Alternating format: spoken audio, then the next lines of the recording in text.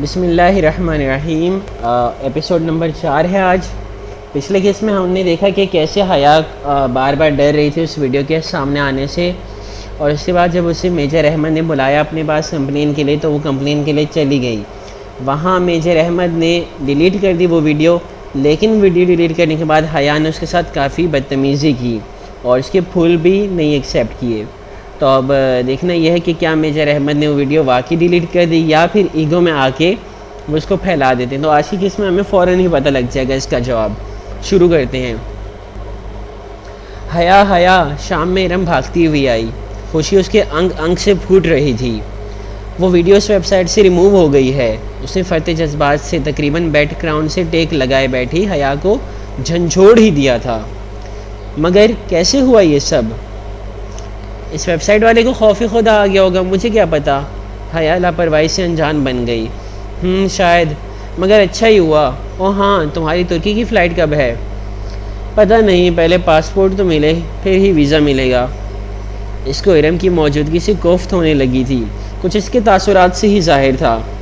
ارم جلد ہی اٹھ کر چلی گئی۔ وہ پھر سے اپنی سوچوں میں الجھ گئی۔ میجر احمد، اس کا آدھا جھلسا چہرہ، سامنے نہ آنا، پردے کے پیچھے سے بات کرنا، اور وہ اس کی عجیب فلسفیانہ باتیں، جنت وغیرہ کا تذکرہ، جنت کے پتے، باز پرس کرنا، اور پھر شادی کا سوال۔ او خدایا، کیسا عجیب آدمی تھا وہ۔ اور اس کی ایک بات جس کے بارے میں وہ اس وقت شدید عالم طیش میں ہونے کے باعث سوال نہیں کر سکتی تھی، آپ کی پھپھو کا خاندان جو ذلت اور شرمندگی کے مارے اب شاید کبھی ادھر کا رخ نہیں کرے گا۔ آخر کارنامہ بھی تو بہت شرمناک انجام دیا تھا۔ کیوں کہی تھی اس نے یہ بات؟ کیسی ذلت و شرمندگی، کیسے شرمناک کارنامہ؟ پھپھو کا خاندان واقعاً پلٹ کر نہیں آیا تھا، تو کیا اس کی وجہ ان کے اپنے ملک اور خاندان سے بیزاری نہیں تھی جیسا کہ وہ قیاس کرتی تھی، بلکہ کوئی اور تھی؟ کوئی ذلت آمیز کام جو انہوں نے سر انجام دیا تھا؟ اور انہوں نے کس نے؟ پھپھو، ان کے شوہر، یا جہاں سکندر نے؟ کیا گھتی تھی بلا؟ مگر میجر احمد سے وہ استفسار نہیں کر سکتی تھی، نہ ہی اس کا دوبارہ کوئی فون آیا تھا۔ پھر اور وہ خطوط، وہ گلدستے، وہ بھی اسی نے بھیجے تھے۔ اسے اس کی سبانچی جانے کا کیسے علم ہوا؟ یقیناً وہ اس کی کال ٹیپ کر رہا تھا جب زارا کو اس نے بتایا تھا، اور وہ اس وقت یقیناً اس کے گھر کے باہر ہی ہوگا۔ مگر وہ گلدستہ تو کچن کی ٹیبل پہ رکھا تھا، تو کیا وہ ان کے گھر میں بھی داخل ہو سکتا تھا اور اس کے کمرے میں بھی؟ خوف کی ایک لہر نے اسے اپنے حصار میں لے لیا۔ وہ اٹھ کر کمرے کا دروازہ لاک کرنے ہی لگی تھی کہ فاطمہ بیگم دروازہ کھول کر اندر آئیں۔ حیا، تمہیں ابا بلا رہے ہیں۔ اوکے، آ رہی ہوں۔ اس نے تکیے پہ رکھا دوپٹہ اٹھا کر گلے میں ڈالا، سلیپرز پہنے اور باہر آئی۔ ویڈیو ڈیلیٹ ہو چکی تھی، اس لیے اس کو اب ویڈیو کی جانب سے کوئی ٹینشن نہیں تھی۔ ابا، اس نے انگلی کی پشت سے ان کے کمرے کا دروازہ کھٹکایا۔ آ جاؤ حیا۔ اس نے دروازہ دھکیلا تو وہ کھلتا چلا گیا۔ سامنے بیڈ پہ سلیمان صاحب بیٹھے تھے، سوچ میں ڈوبے، متفکر، اس کے منتظر۔ ساتھ ایک طرف صوفے پہ فاطمہ بیگم موجود تھیں۔ ان کی خوبصورت آنکھیں سوگوار تھیں اور باوقار سراپے پہ افسردگی چھائی گئی تھی۔ آپ نے بلوایا تھا ابا؟ ہاں، آؤ بیٹھو۔ وہ خاموشی سے سر جھکائے چلتی ہوئی آئی اور بیڈ کی پائنتی پہ ٹک گئی۔ سلیمان صاحب چند لمحے خاموش رہے، شاید وہ کوئی تمہید سوچ رہے تھے، مگر حیا کو امید تھی کہ وہ بنا تمہید کے ہی سیدھی بات کر ڈالیں گے۔ میں نے ایک فیصلہ کیا ہے حیا۔ اس نے گردن اٹھائی، وہ بہت سنجیدہ دکھائی دے رہے تھے۔ اب تمہیں کورٹ کے ذریعے سبین کے بیٹے سے خلا لے لینی چاہیے۔ کوئی حیا کے منہ پہ چابک دے مارتا تب بھی شاید اسے اتنا درد نہ ہوتا جتنا اب ہوا تھا۔ میں نے وکیل سے بات کر لی ہے، عدالت کی ایک پیشی میں علیحدگی ہو جائے گی، اور جتنے بیزار وہ لوگ ہم سے ہیں یقیناً انہیں اس بات سے بہت خوشی ہوگی۔ اس نے شاکین نظروں سے ماں کو دیکھا تو انہوں نے بے بسی سے شانے اچکا دیے۔ تمہارے ابا ٹھیک کہہ رہے ہیں، اور اس کے علاوہ کوئی چارہ بھی تو نہیں ہے۔ ان کے رویے سے صاف اندازہ ہوتا ہے کہ وہ اس رشتے کو رکھنا ہی نہیں چاہتے۔ ابا، کیا یہ واحد حل ہے؟ بہت دیر بعد وہ بولی تو اس کی آواز میں ٹوٹے خوابوں کا دکھ تھا۔ کیا اس کے علاوہ بھی کوئی حل ہے؟ حیات، دنیا کا کوئی باپ اپنی بیٹی کا گھر نہیں توڑنا چاہتا، اور میں کبھی تمہیں یہ نہ کہتا، لیکن کس قیمت پر؟ کس قیمت پر ہم یہ رشتہ نبھانے کی کوشش کریں جب وہ کوئی امید ہی نہیں دلاتے؟ اگر آپ کو واقعی لگتا ہے کہ آپ میرا گھر بسا ہوا دیکھنا چاہتے ہیں تو مجھے ترکی جانے دیں، وہاں میں اس کو ضرور ڈھونڈوں گی اور پوچھوں گی کہ اگر وہ گھر بنانا چاہتا ہے تو ٹھیک ہے، ورنہ مجھے طلاق دے دے۔ اگر نہیں دیتا تو میں وہیں کورٹ چلی جاؤں گی، مگر مجھے ایک آخری کوشش تو کر لینے دیں پلیز۔ وہ خاموش ہو گئے، شاید قائل ہو گئے تھے۔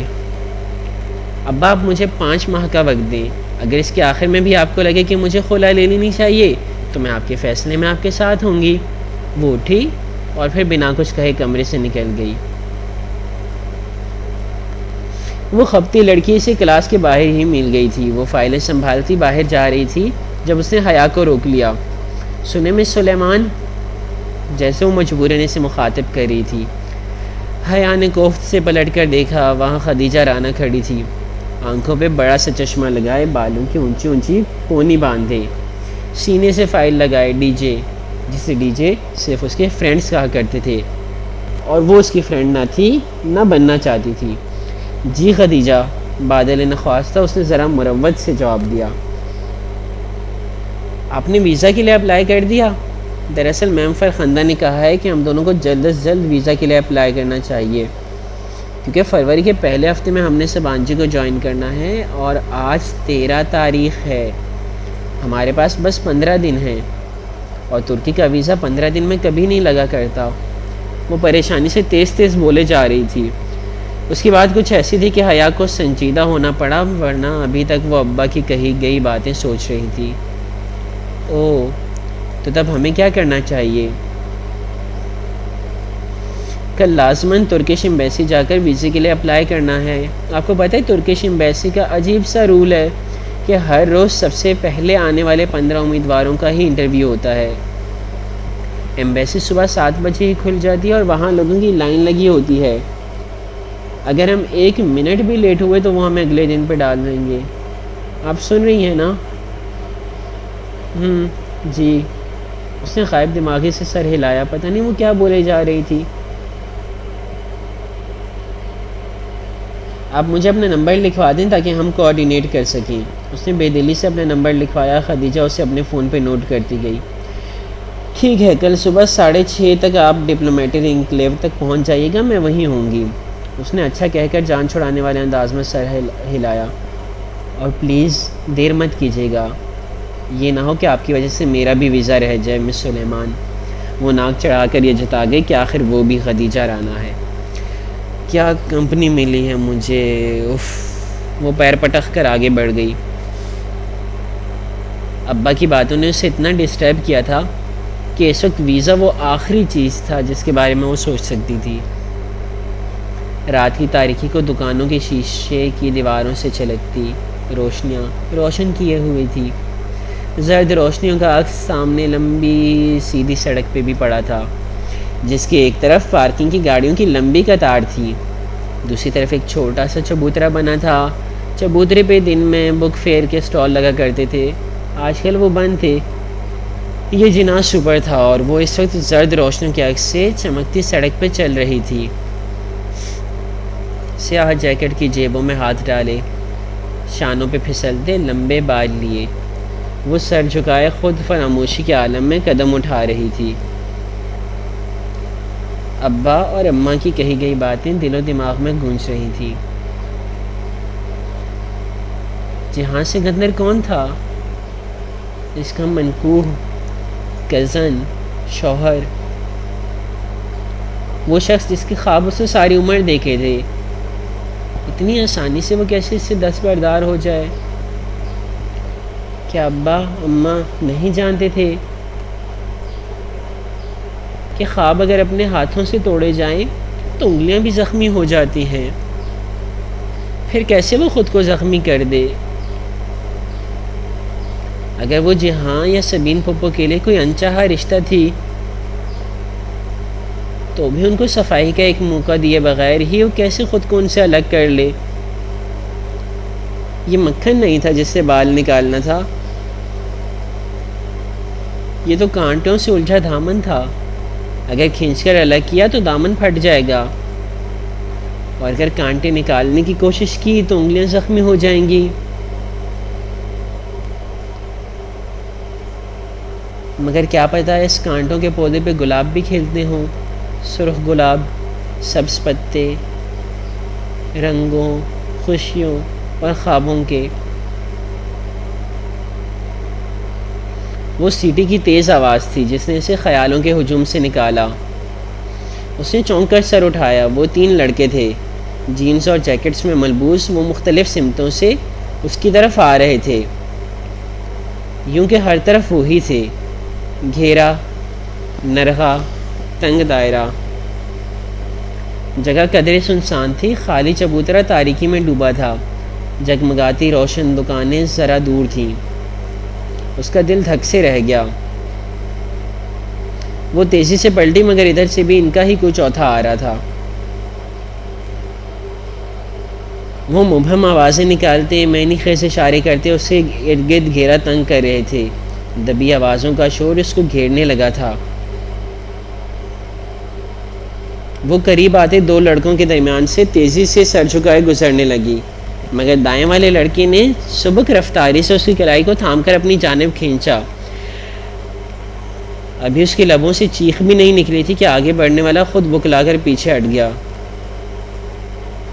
ٹن کی زوردار آواز کے ساتھ کسی نے اس لڑکے کے سر کے پچھلے حصے پہ کچھ مارا تھا۔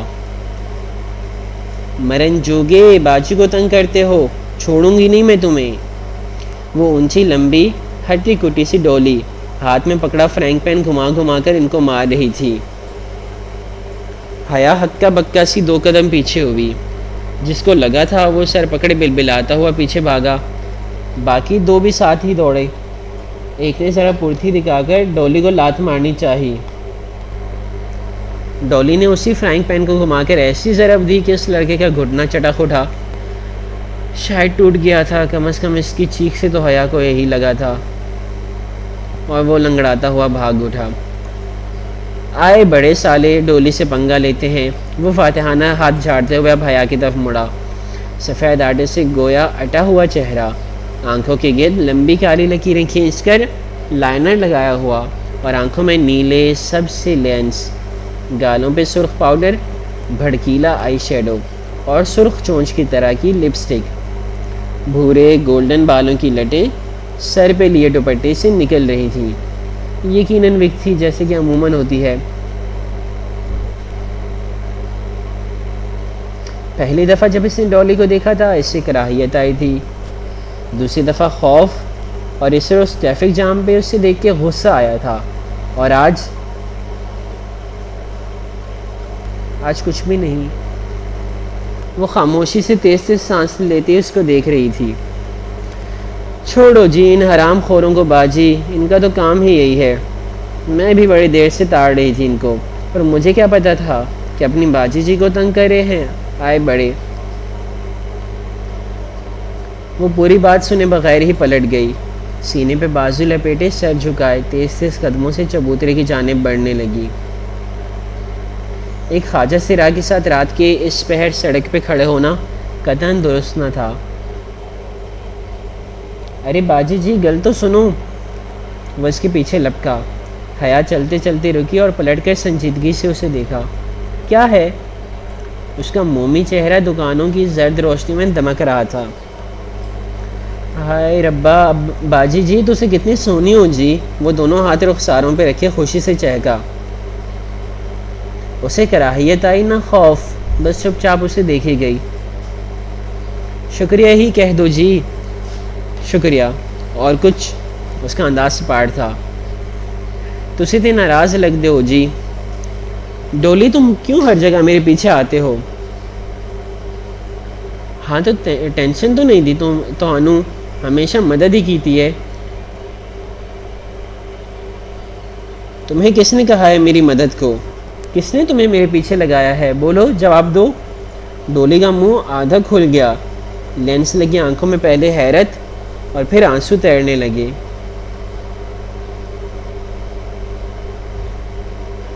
کسی نے نہیں جی. بڑی دیر بعد وہ دکھ سے بولا. مجھے آپ اچھی لگتی ہو، اس لیے آپ کا خیال رکھتی ہوں. آپ کو برا لگتا ہے تو نہیں آؤں گی. دفتن حیا کا فون بجا. اس نے چونک کر ہاتھ میں پکڑے موبائل کو دیکھا. اس پہ پرائیویٹ نمبر کالنگ لکھا آ رہا تھا. وہ پیر پٹک کر چبوترے کی طرف آئی اور پاؤں لٹکا کر بیٹھ گئی. فون ابھی تک بج رہا تھا. اس نے فون کان سے لگایا اور ڈولی کو دیکھا جو چھوٹے چھوٹے قدم اٹھاتا سسکتا ہوا اس تک آ رہا تھا.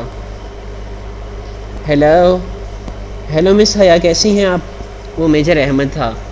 اس کی آواز کے پیچھے بہت شور تھا.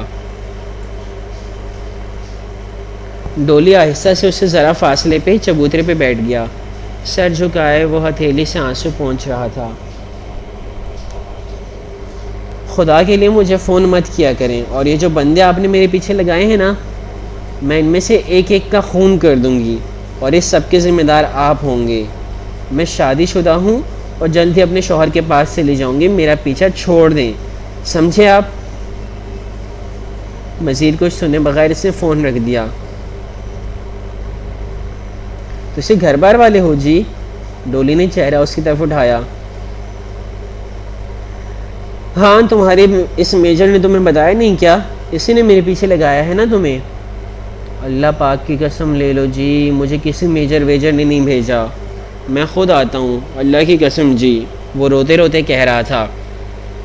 حیا کے دل کو کچھ ہوا. اس سے لگا وہ سچ بول رہا تھا. میں کسی کو جا کر آپ کی باتیں نہیں بتایا. مجھے بڑا پیار ہے جی آپ سے، قسم سے. وہ لب بھینچے سے دیکھے گئی. کچھ تھا اس میں پورے اسرار، خوف زدہ کرتا مگر ترس و ترحم آمیز. ٹھیک ہے مت رو. میں جی بڑا پیار کرتی ہوں آپ سے، اسی لیے آتی ہوں. پر تسی تو الزام لا رہے ہو. وہ اب سسکتے ہوئے اپنا سر پیٹنے لگا. اچھا نو اسٹاپ اٹ. وہ چپ چاپ بیٹھا اسے تکتا رہا جبکہ وہ سامنے خلاؤں میں گھورتی رہی. تسی جا رہے ہو کہیں؟ حیا نے چونک کر اسے دیکھا. تسی فون میں کہنی ہے نا، اس نے وضاحت کی. ہاں، میں یورپ جا رہی ہوں. وہ جہاں امریکہ ہے؟ وہ انگریزی فلموں والا؟ وہ رونا بھول کر خوشی سے چہکا. شاید وہ واقعی عام خواجہ سے آیا تھا یا پھر کوئی بہت مکار اداکار. ہاں وہی. اسے تردید نہیں کی. ادھر کون ہے جی؟ میرا شوہر رہتا ہے وہاں. وہ اب سامنے روشن دکانوں کی قطار کو دیکھ رہی تھی. کیسا ہے جی تہاڈا شوہر؟ میں نہیں جانتی ڈولی. اگر میں جانتی ہوتی تو آج ادھر نہ بیٹھی ہوتی. اس کی لمبی پلکیں ذرا سی بھیگیں. بڑی بڑی سی آنکھوں میں پانی تیرنے لگا تھا. پر جی تم دعا کرو ڈولی وہ مجھے مل جائے. وہ آنکھوں کی نمی چھپاتی اٹھ کھڑی ہوئی. ڈولی نے سر اٹھا کر دیکھا. وہ انگلی کی نوک سے آنکھ کا کنارہ صاف کرتی سڑک کی طرف جا رہی تھی. ڈولی کی آنکھوں میں بے پناہ اداسی اتر آئی. خدا کرے وہ تمہیں کبھی نہ ملے حیا سلیمان. خدا کرے تم اس سے مایوس ہو کر جلد ہی واپس آ جاؤ، اور خدا کرے تم ادھر جا ہی نہ سکو. وہ تیز قدم اٹھاتی آگے بڑھ رہی تھی جب اس نے ڈولی کو کہتے سنا. مگر نہیں، وہ ڈولی کی آواز نہیں تھی. وہ کسی مرد کی آواز تھی، بھرپور، خوبصورت اور اداس. ایسی آواز جو اس نے پہلے کبھی نہیں سنی تھی. وہ میجر احمد کی آواز سے زیادہ خوبصورت تھی، اور اس میں جہاں سکندر کی اجنبی آواز ایسی بے رخی بھی نہ تھی. اس کے قدم زنجیر ہو گئے. تیزی سے اس نے گردن موڑی. دور اندھیرے میں ڈوبا چبوترا خالی تھا. وہاں دور دور تک اس کا نام و نشان نہیں تھا. زندگی میں پہلی بار اس کے اندر ڈولی سے دوبارہ ملنے کی خواہش نے جنم لیا تھا۔ اسے جاننا تھا کہ ڈولی کون ہے، کیا ہے، کیوں ہے۔ اس رات وہ بمشکل 2-3 گھنٹے تک سو سکی تھی۔ پھر فجر کی اذان سے بھی پہلے تیار ہو کر وہ ڈپلومیٹک انکلیو پہنچ گئی کہ خدیجہ کی بار بار کال آ رہی تھی۔ شکر ہے آپ آ گئیں، خدیجہ اسے باہر ہی مل گئی۔ اس کی اینک کے پیچھے چھپی آنکھیں فکر مند لگ رہی تھیں۔ حیا سادہ شلوار قمیص اور سیاہ جیکٹ میں ملبوس تھی۔ لمبے کھلے بال کانوں کے پیچھے اڑستے ہوئے وہ خدیجہ تک آئی۔ اب کدھر جانا ہے؟ اندر، یہ شٹل لے لیتے ہیں، یہ ترکش ایمبیسی تک پہنچا دے گی۔ تبھی ایک عمر رسیدہ صاحب اور خاتون تیزی سے شٹل کی طرف بڑھتے دکھائی دیے۔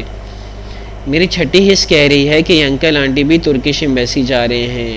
حیا جلدی کریں، ہمیں پہلے 15 میں سے ہونا چاہیے۔ وہ حیا کا ہاتھ پکڑ کر آگے بڑھی، پھر خیال آنے پہ پوچھ لیا، اندر آئی ڈی کارڈ سے انٹری ہوگی، آپ آئی ڈی کارڈ اور پاسپورٹ لائی ہے نا؟ اور حیا کا دماغ بھگ سے اڑ گیا۔ وہ رات اتنی ڈسٹرب رہی کہ بھول ہی گیا تھا۔ پاسپورٹ تو مجھے آج ملنا تھا، وہ تو ابھی بنا ہی نہیں ہے۔ حیا! خدیجہ منہ کھولے ہکا بکا اسے دیکھ رہی تھی۔ نہیں، آئی ایم سوری، میں اور Khadija I am really sorry, میرے پاس پاسپورٹ نہیں ہے۔ اس کا سر گھومنے لگا تھا۔ وہ اتنی بڑی غلطی کیسے کر سکتی تھی؟ آپ کے پاس پاسپورٹ نہیں ہے تو آپ خود کیوں آئی ہیں؟ ہاں، آپ کی وجہ سے میرا اسکالرشپ بھی رہ جائے گا، اتنا احساس ہے آپ کو؟ وہ پھٹ پڑی تھی، اور حیا جو اتنی مغرور اور خود پسند تھی، جس کی شخصیت سے لباس تک ہر شے پرفیکٹ ہوتی تھی اور جس کی مثالیں اس کی کلاس فیلو دیا کرتی تھی، وہ ایک دم رو پڑی۔ آئی ایم سوری خدیجہ، میرے کچھ پرابلمس سے میری لائف بہت ڈسٹرب ہو گئی ہے۔ وہ جلدی بے اختیار امٹ آنے والے آنسو صاف کرنے لگی۔ It's okay Khadija, I am sorry, مگر آپ جائیں، میں کل ٹرائی کر لوں گی۔ خدیجہ چند لمحے خاموش رہی، پھر آہستہ سے بولی، اپنا آئی ڈی کارڈ مجھے دیں۔ جی؟ اپنا آئی ڈی کارڈ مجھے دیں اور واپس جا کر پاسپورٹ آفس سے اپنا پاسپورٹ اٹھا کر لائیں۔ امید ہے آئی ڈی کارڈ سے آپ کی انٹری ہو جائے گی اور ہماری باری آنے تک آپ واپس پہنچ جائیں گی۔ مگر پاسپورٹ آفس تو پنڈی میں ہے اور مجھے تو جاتے ہوئے بھی 1 گھنٹہ لگ جائے گا، اور پاسپورٹ آفس تو کھلے گا ہی 9 بجے، جبکہ ایمبیسی 7 بجے کھل جائے گی۔ اس سے فکر مندی سے کلائی پہ بندھی گھڑی دیکھی۔ یہ ناممکن ہے، میں کبھی بھی اتنی جلدی واپس نہیں پہنچ پاؤں گی کہ پہلے 15 میں سے ہو سکوں۔ حیا، میں نے زندگی میں ایک ہی بات سیکھی ہے کہ انسان کو کوئی چیز نہیں ہرا سکتی جب تک وہ خود ہار نہ مان لے۔ آپ ابھی سے ہار مان لینا چاہتی ہیں؟ لائیں، آئی ڈی کارڈ دیں، مجھے ان انکل آنٹی سے پہلے پہنچنا ہے۔ وہ اس کے ہاتھ میں پکڑا آئی ڈی کارڈ جھپٹ کر شٹل کی طرف دوڑتی ہوئی چلی گئی۔ اس نے آنکھوں کے کنارے پہنچے اور پھر کلائی پہ بندھی گھڑی کو دیکھا۔ کیا اس کا ویزا لگ جائے گا؟ یہ ڈولی کی بددعا پوری ہو جائے گی اور وہ کبھی ترکی نہیں جا سکے گی؟ کیا اسے کبھی جہاں سکندر نہیں مل سکے گا؟ مگر خدیجہ نے کہا تھا انسان کو کوئی چیز نہیں ہرا سکتی جب تک کہ وہ خود ہار نہ مان لے، اور اس نے سوچا وہ اتنی آسانی سے ہار نہیں مانے گی۔ بے دردی سے آنکھیں رگڑ کر وہ گاڑی کی طرف لپکی تھی۔ بہت ریش ڈرائیو کر کے وہ پنڈی آئی تھی۔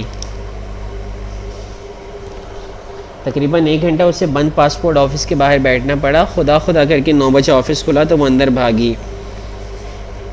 شاید اس کی ہمت دکھانے کا صلہ تھا۔ 10 منٹ بعد وہ اپنا پاسپورٹ لیا، آفس کی بیرونی سڑیاں اتر رہی تھی۔ تبھی کسی غیر شناسا نمبر سے کال آئی۔ اس نے کسی خیال کے تحت فون اٹھا لیا۔ ہیلو حیا، میں خدیجہ بول رہی ہوں۔ میرا فون تو باہر بھائی کے پاس ہے کیونکہ اندر سیل فون کی پرمیشن نہیں ہے۔ ابھی ایمبیسی کے گارڈ سے فون لے کر 100 منتیں کر کے کال کر رہی ہوں۔ وہ ایک ہی سانس میں تیز بولی گئی، آپ کدھر ہیں؟ بس مجھے پاسپورٹ مل گیا ہے، میں آ رہی ہوں، میری انٹری ہوئی؟ اس نے گاڑی میں بیٹھ کر چابی اگنیشن میں گھمائی. شکر ہے میں نے تیز بھاگ کر انکل آنٹی کو بائی پاس کر لیا. میں 14 نمبر کی تھی اور آپ کی بھی انٹری کرا دی ہے. آپ کا 15واں نمبر ہے. او شکر. لیکن انہوں نے انکل آنٹی کو روک رکھا ہے کہ اگر آپ نہ آئیں تو ان کا انٹرویو ہو جائے گا.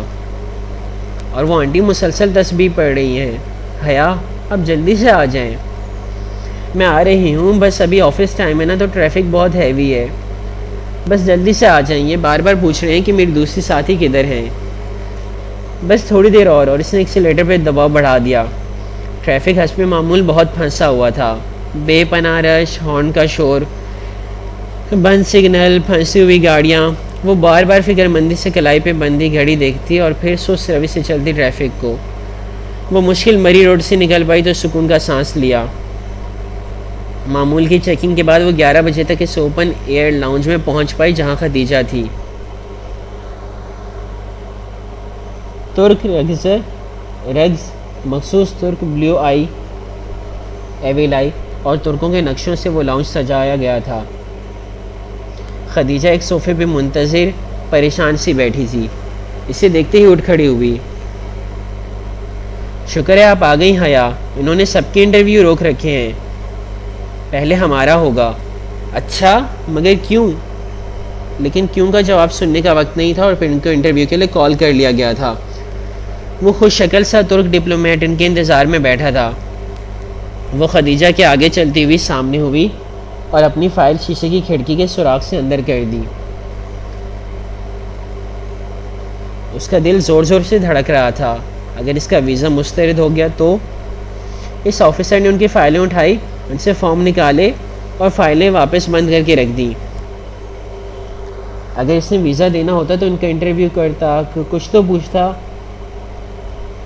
کوئی سوال تو پوچھا. مگر وہ بس سرسری سا فارم کو دیکھ رہا تھا. تو کیا وہ واقعی اس کا ویزا مسترد کرنے لگا تھا؟ فارم پہ ایک نگاہ دوڑا کر اس نے سر اٹھایا اور سنجیدگی سے ان دونوں کو دیکھا جو بنا پلک جھپکے سانس روکے اس کو دیکھ رہی تھی. آپ کدھر تھیں؟ میں اتنے دنوں سے آپ کا ویٹ کر رہا تھا. اس نے ساتھ ہی میز پہ رکھا ایک کاغذ اٹھایا. مجھے سبانجی یونیورسٹی نے یہ لسٹ بھیجوائی تھی. اس میں آپ کے نام ہیں تاکہ میں آپ کا ویزا لگا دوں. خیر ویزا کل تک سٹیمپ ہو جائے گا. آپ میں سے کوئی ایک آ کر دونوں پاسپورٹ پک کر لے شام 4 بجے تک. رائٹ.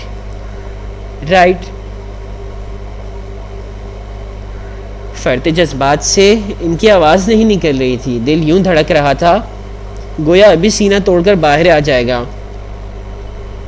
وہ جیسے ہی اس کے آفس سے نکلی ایک ساتھ رک گئی اور ایک دوسرے کو دیکھا. آئی ایم سوری حیا. آئی ایم سوری خدیجہ. بیک وقت دونوں کے لبوں سے نکلا تھا اور پھر وہ دونوں ہنستے ہوئے ایک دوسرے کے گلے لگ گئی. بالآخر اسے یقین آ گیا تھا کہ ہاں وہ واقعی ترکی جا رہی ہے، وہ بھی پورے 5 ماہ کے لیے. وہ ترکی جہاں وہ رہتا ہے، وہ جو ہمیشہ سے اس کے دل کے ساتھ رہا تھا. ویلکم می سبانسی. مجھے خوش آمدید کہو اے سبانجی. بھائی تو چلے گئے تھے مجھے ڈراپ کر کے. میں آپ کے سیلسن کو کال کر لوں کہ وہ مجھے پک کر لیں. ڈپلومیٹک انکلیو سے نکلتے ہوئے خدیجہ نے پریشانی ظاہر کی تو اس سے مسکراتے ہوئے سر جھٹکا. نو پرابلم، میں آپ کو ڈراپ کر دوں گی خدیجہ. آپ مجھے ڈی جے اور تم کہہ سکتی ہیں. شیور. اس نے پارکنگ میں کھڑی کار کا لاک کھولا. مجھے جناح اوپر جانا تھا. یوں نہ کرے کہ کچھ شاپنگ کر لیں. اسے کچھ تو لینا ہوگا. آپ نے کچھ تو لینا ہوگا خدیجہ. اس کی تاکید کے باوجود وہ تکلف ختم نہ کر سکی. سویٹرز لینے ہیں، وہاں بہت سردی ہوگی. پھر وہی چلتے ہیں. سائنو شور کے بالمقابل چبوترا خالی تھا، مگر دن کے وقت وہ اتنا ویران نہیں لگ رہا تھا جتنا پچھلی رات لگا تھا. اور وہ آواز. وہ سر جھٹک کر آگے بڑھ گئی. آن ایڈل امیبریشنز پہ سیل لگی تھی.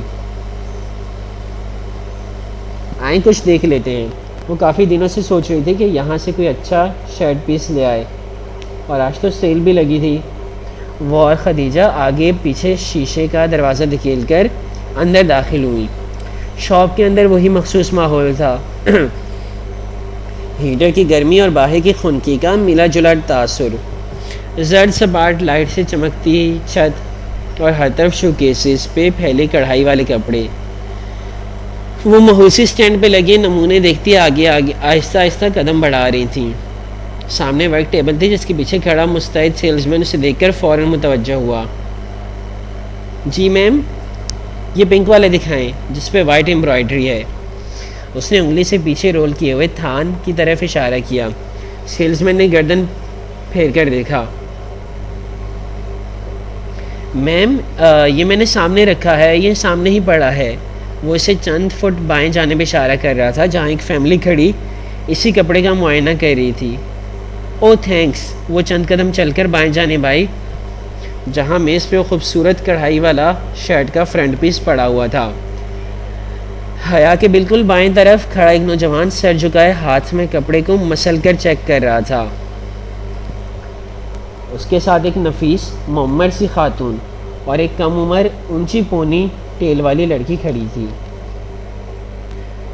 ممی، یہ پنک والا لے لیتے ہیں، ثانیہ بھابی کا کمپلیکشن فیئر ہے، ان پہ سوٹ کرے گا۔ کیوں بھائی؟ وہ اب نوجوان سے رائے مانگ رہی تھی۔ حیا نہ چاہتے ہوئے بھی ان کی طرف متوجہ ہو گئی۔ اسے بس یہی جلدی تھی کہ کب وہ شخص اس کپڑے کو چھوڑے اور وہ اسے دیکھ پائے۔ اس وقت بھی گلابی شرٹ کا کپڑا اس شخص کے ہاتھ میں تھا۔ اس نے اسے یوں ہاتھ میں پکڑ رکھا تھا کہ اس کی ہتھیلی والی طرف اوپر تھی۔ حیا نے اس کے ہاتھ میں پکڑے کپڑے کو دیکھ رہی تھی جب دفعتاً اس کی نگاہیں کپڑے سے اس شخص کی کلائی پہ پھسلتی گئی۔ وہ بری طرح چونکی۔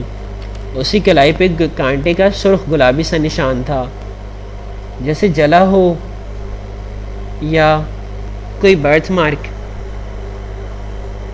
کیا یہ پنکی تو نہیں تھی؟ پنکی، ڈولی، ان کا معمہ کیا ہوگا؟ جانیے اگلے ایپیسوڈ میں۔ انشاءاللہ کل آپ سے دوبارہ ملیں گے ایک نئی کس کے ساتھ، جس میں آپ کو مزید اس کہانی کو آگے جاری رکھیں گے۔ تب تک کے لیے اپنا خیال رکھیے گا۔ شکریہ۔